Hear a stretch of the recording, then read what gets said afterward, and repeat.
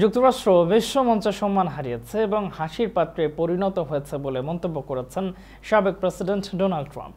পেনসিলভানিয়ার swing অঙ্গরাজ্যের Butler শহরে নির্বাচনী প্রচারণা অনুষ্ঠানে এমন মন্তব্য করেন এই রিপাবলিকান প্রার্থী।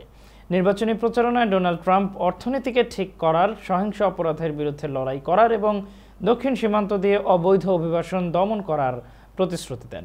এ সময় ট্রাম্প বলেন, আমাদের সবকিছুই সেরা হতে হবে, সেরা স্কুল থাকতে হবে, আমাদের শক্তিশালী সীমান্ত থাকতে হবে।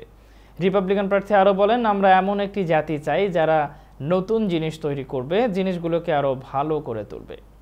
ট্রাম্প তার পুরো প্রচারণায় প্রেসিডেন্ট জো বাইডেন ও ভাইস প্রেসিডেন্ট এবং ডেমোক্রেটিক মনোনীত প্রার্থী কামালা হ্যারিসের দুর্বল প্রশাসনকে যুক্তরাষ্ট্রের সুনাম নষ্ট করার জন্য দায়ী করেছেন।